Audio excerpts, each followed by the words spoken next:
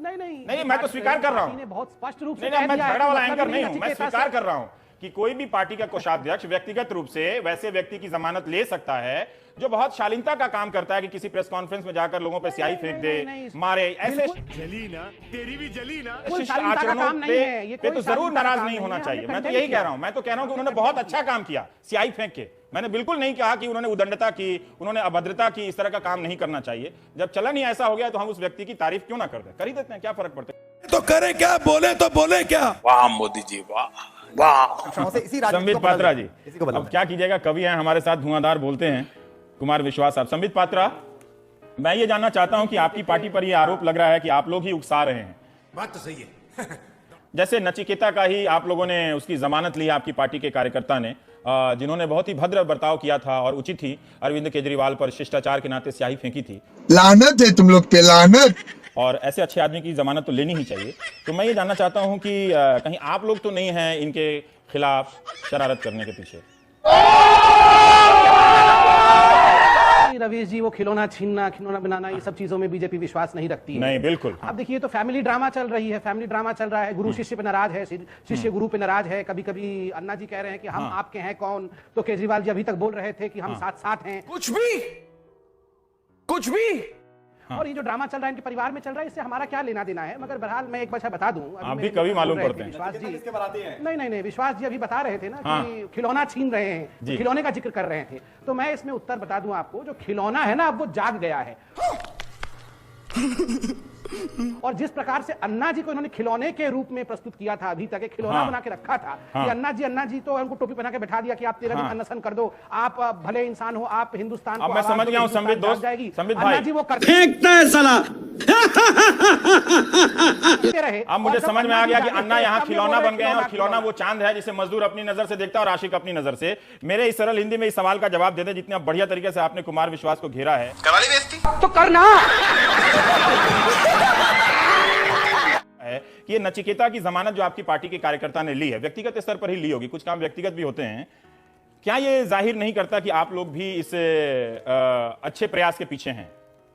नहीं, रवीश जी, देखिए, मुझे क्रेडिट नहीं चाहिए। झूठ बोल रहा है। पार्टी ने बहुत स्पष्ट रूप से कह दिया, नचिकेता का हमारे पार्टी से कोई लेना देना नहीं, बल्कि 2009 में हमारे ही कैंडिडेट के खिलाफ लड़ चुका है नचिकेता। और जहां तक ये जमानत लेने जाने का सुन लीजिए विश्वास जी, गांधी जी का भी बताऊंगा, सबका सुन लीजिए, बारी बारी से बताऊंगा पूरा। अब देखिए, जहां तक जमानत लेने देने का विषय है, तो अगर कांग्रेस के प्रवक्ता हैं उनसे भी कहीं से पूछिए कि चिदम्बरम साहब तो एनरॉन का जमानत दे रहे थे, उनको। अरे वाह, मुझे पता ही नहीं था, नहीं तो मैं तो आज पूरा दिन यही गूगल करते रह जाता। गजब बेइज्जती है। संबित साहब मुझे ये बताइए, केरला से ये बड़ा सही है। तो इस प्रकार मैं तो जानता हूं कि उस सवाल की नियति कांग्रेस और बीजेपी में यही है कि वो सवाल बनकर आए और कैसे वो सड़क में दुर्घटनाग्रस्त हो जाता है। ये बड़ी अच्छी बात कही आप। सवाल आपसे पूछा कि जमानत नचिकेता का आपकी पार्टी के कार्यकर्ता ने ली, चिदम्बरम साहब ने क्या क्या किया उनकी फाइल में लेकर नहीं आया हूं, आप कह सकते हैं, पर इसका जवाब तो दे दीजिए ना। चिदम्बरम की फाइल खोल दी, अपनी फाइल का भी तो जवाब दे दीजिए। नहीं, मैं अपनी फाइल का बता रहा हूं। हमारी शर्म आया है? हमारी फाइल में तो मोटे मोटे अक्षरों में लिखा है कि नचिकेता 2009 में हमारे ही कैंडिडेट के खिलाफ लड़ा था और तब से उसका हमारे पार्टी से कोई लेना देना नहीं है। आपके पार्टी के सदस्य हैं यशपाल शर्मा नई दिल्ली के, उन्होंने उसकी जमानत ली है। समझ रहे हो ना? और दिनेश गांधी जो सांसद है उनके घर पे रुके हुए हैं, कोषाध्यक्ष हैं। अरे वो बता रहा हूँ, अरे आप पहले दिनेश गांधी जी के विषय में बता दूं। नहीं, ये वाला ये टफ क्वेश्चन पहले सर, संबित टफ क्वेश्चन पहले। नहीं, दर्शक भी तो कुछ समझते ही होंगे। ये सब क्या देखना पड़ रहा है? अच्छा है मैं अंधा हूँ। किसने बेल आउट दे दिया, जिस व्यक्ति का आप नाम ले, देखिए हमारी पार्टी कोई 4 आदमी पार्टी तो है नहीं कि जिनके 1 2 3 4 लोग हैं। और सिर्फ अभी आप भी 4 आदमी का जिक्र कर रहे थे कि जो चारों लोग हैं वो आके डिबेट करना पड़ रहा है पार्टी को छोड़ के। आपसे ये अनुरोध करूंगा संबित भाई, 4 तारीख तक ये कहते रहिएगा कि 4 आदमी हैं। साले का खोपड़ी तोड़ साले का। ताकि आप आदमी अपमानित होता रहे। इतनी बड़ी पार्टी में 4 आदमी कोई जमानत किसी का ले सकता है, जैसे कांग्रेस की इतनी बड़ी पार्टी में चिदम्बरम एनरॉन की जमानत। प्रकोष्ठ भी खोलना चाहिए, गुंडा मवाली जमानत प्रकोष्ठ, बहुत सारे प्रकोष्ठ हैं भाजपा के पास, आप भी खोलिए। आप वो हमला नहीं कीजिए अभी, आप मैं अभी कीजिए, कौन किसको मार रहा है ये सब पता है। बता दे भाई, अभी बता दे, अभी कौन क्या कर रहा है सब पता है। नहीं, आप इतना आपने बोला, इतना बढ़िया। नचिकेता वाले पर अगर आप सही जवाब देते तो दर्शक भी समझ जाते कि आप लोगों का नचिकेता से कोई लेना देना। दर्शक समझ गए, चिंता न करें। बारे में जवाब दे, नचिकेता का स्पोक्सपर्सन जवाब देगा, भाजपा का स्पोक्सपर्सन नचिकेता के बारे में। तो आप भाजपा के हैं? अच्छा। खत्म। भाजपा के कोषाध्यक्ष ने, नई दिल्ली भाजपा के कोषाध्यक्ष ने उनकी जमानत ली है, जो स्याही फेंक रहा था। उनका कोई व्यक्तिगत जीवन भी है, वो खाली भाजपा के कोषाध्यक्ष है, ये मतलब नहीं है। ये एक अंतर आपने बहुत ही सही किया। नहीं, मैं तो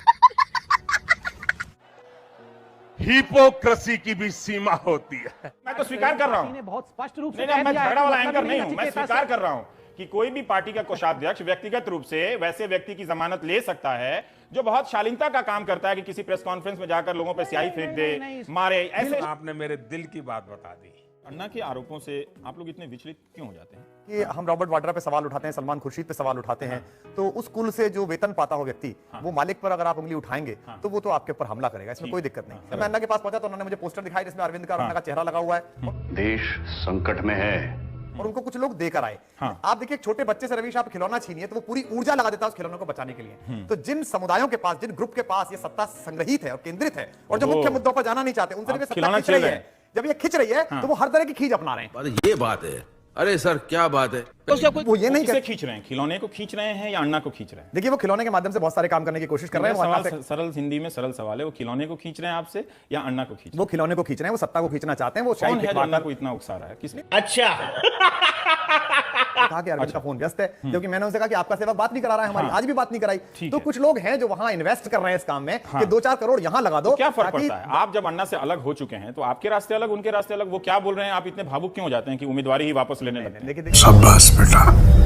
दिलवाले दुल्हनिया ले जाएंगे का शाहरुख खान शादी तो करना चाहता है, पर पिता की अनुमति से करना चाहता है। अन्ना ने कहा है, अन्ना ने कहा है तो करना। परेशान हो गए हम लोग 2.5 साल से, ये भी परेशान हो गए, हम भी परेशान हो गए, करो फिर।